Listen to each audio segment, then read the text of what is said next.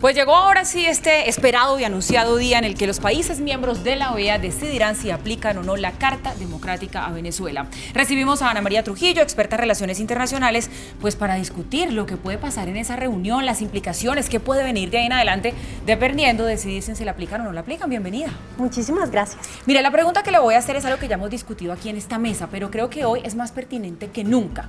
¿Cuáles son las consecuencias de que decidan aplicar esa Carta Democrática? ¿Cuáles serían como esos derechos internacionales que pierde Venezuela? Digamos, inicialmente lo que se ha visto cuando se ha aplicado la Carta Democrática, que en realidad ha sido muy pocas ocasiones, sería el caso emblemático, el caso de Honduras en 2009, en donde Honduras entonces va a ser retirada de la OEA. ¿Sí? Va a estar entonces en un proceso, digamos, de desconocimiento del gobierno, ¿sí? No del Estado, porque digamos que eso es una situación interesante, se reconoce al Estado pero no al gobierno, y entonces no va a estar participando en las resoluciones, en las actividades que haga parte del sistema interamericano. Pero coinciden muchos, Ana María, en decir que para el presidente Nicolás Maduro no sería tan grave que lo expulsaran de la OEA. ¿Por qué? Que porque para eso tiene a UNASUR, que digamos es un organismo donde se siente mucho más cómodo, más respaldado como país y que cada vez está más ausente de la OEA. ¿Usted lo ve así? Sí y no. Sí, digamos, en la medida en que es evidente que UNASUR ha tenido un rol muy importante. De hecho, lo que vimos ayer en la misma OEA, en este Consejo Permanente propiciado por Venezuela, es la muestra de que UNASUR está dando algunos resultados, gústele a uno o no le guste.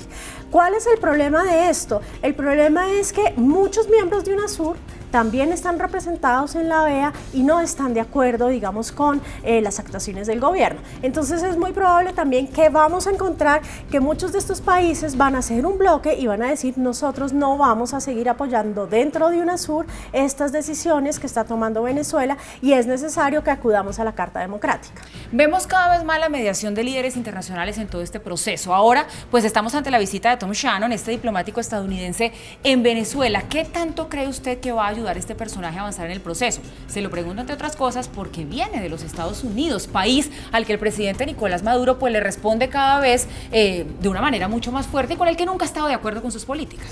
Yo realmente no creo que vaya a ser un cambio trascendental. Yo creo que es necesario que los países latinoamericanos sean quienes generen sus propias respuestas, pero como bien lo han dicho, digamos, el gobierno argentino, el mismo gobierno colombiano, es necesario que este grupo de intermediarios, que es absolutamente clave, no esté solamente representado por estos tres presidentes que tienen una tendencia, digamos, socialista, por supuesto muy alejados de las ideas de Maduro, pero igual socialista. Es necesario crear un espacio donde haya una representación también de presidentes latinoamericanos de otras tendencias, para que se dé entonces un proceso donde los de la oposición se sientan representados. Uno, cuando tiene un mediador, no necesita imparcialidad, no neutralidad, pero sí imparcialidad, y lo que está visto es que estos delegados de UNASUR no representan esa imparcialidad que necesita la oposición. Preguntaba yo en estos días a otro invitado cuando analizábamos este tema de Venezuela si Almagro no lo habían dejado un poco solo después de que él decidió invocar esta Carta Democrática, que habló un poquito duro. Pues digamos que los países miembros no hablaron en ese mismo tono y fueron mucho más diplomáticos, pero sí hay quienes dicen que si Almagro no hubiese hecho lo que hizo, este caso de Venezuela no habría adquirido las dimensiones que tiene hoy en día, y Estados Unidos, por ejemplo, pues no habría empezado a tomar un rol más activo como el que estamos viendo, porque Estados Unidos ha sido hasta ahora tan callado, tan ajeno y como tan a un lado de lo que pasa con Venezuela. Es muy interesante. Históricamente Estados Unidos ha tomado la opción, digamos, en el sistema interamericano por la defensa acérrima de la democracia, pero curiosamente también ha tenido ese debate que es un típico debate en la OEA, y es: ¿qué hacemos? ¿Nos vamos a la defensa de la democracia o intervenimos? Y hay estos dos principios que son pilares dentro del sistema interamericano, el sistema, digamos, de protección de la democracia, y por el otro lado, el derecho a la no intervención.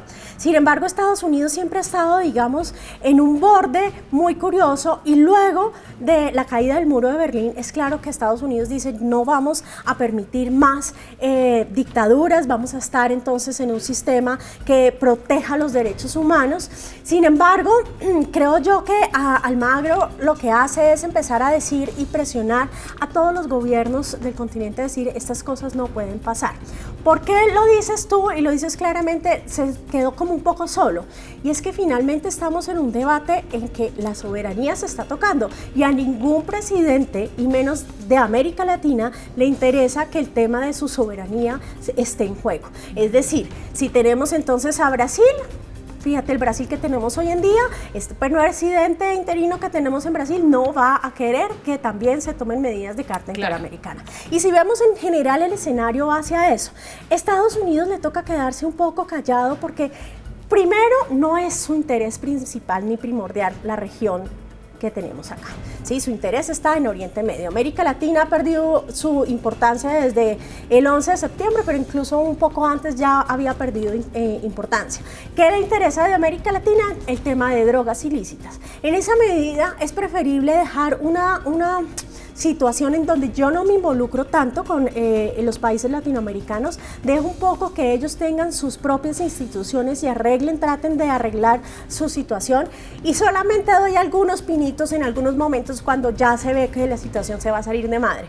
Pero digamos que en general todo este debate es un tema que ha estado desde 1948 cuando se crea la OEA, y es el tema de intervención versus protección de la soberanía y democracia. Pero mire, eso que usted nos está diciendo va muy en la línea justamente de las palabras del expresidente Zapatero cuando tuvo esa reunión ayer en la OEA. Él fue claro en decir que ellos iban a ayudar desde el absoluto respeto a la soberanía de Venezuela. Es entendible, usted nos acaba de explicar las razones, pero entonces al tomar esta decisión eso hace pues que sean bastante vagos en temas que son claves, el tema de los presos políticos, el tema del referendo. Entonces, ¿realmente qué tan efectiva puede ser esta ayuda y esta mediación internacional? Porque si no va a pasar nada aquí, más allá de seguir llamando a un diálogo entre dos partes que están tan divididas, pues ¿cómo se va a avanzar? Mira, la historia de las intervenciones a partir de 1991, que es cuando se da la resolución 1080, después la Carta Interamericana del 2001, lo que han mostrado en realidad es la ineficacia absoluta de este mecanismo. Este es un mecanismo, digamos, que aunque es importante y ha aumentado, digamos, la idea de la importancia de la democracia y el respeto de los derechos humanos en el continente, lo que es evidente es que no ha servido. Y hemos tenido en los 90 una gran cantidad de casos como el de Haití, como el de Fujimori en Perú, y en general hemos tenido muchos casos en donde se ha tratado de activar y no ha sido realmente una respuesta adecuada. Por eso yo sí creo que aunque sí es necesario que siga existiendo presiones diplomáticas para que se generen cambios, la situación solamente la van a poder solucionar los mismos venezolanos. Es decir, que usted cree que el resultado de esa reunión de mañana en la OEA va a ser que no se activa la Carta Democrática. No, seguro que no se activa. Necesita 18 votos y es muy difícil que se active. Si ni siquiera en la emergencia humanitaria, que era una cuestión humanitaria, con Colombia cuando saca a todos los refugiados, se activó algún mecanismo, mucho menos va a ser en este caso. Pues mire, entendible, todos los argumentos que usted nos expresa son absolutamente válidos, pero entonces ahí es cuando la gente se queda pensando, si en este caso no actúan, entonces ¿para qué existen este tipo de entidades? Esa es la cuestión. Ana María Trujillo, muchísimas gracias por estar con nosotros. Con mucho gusto.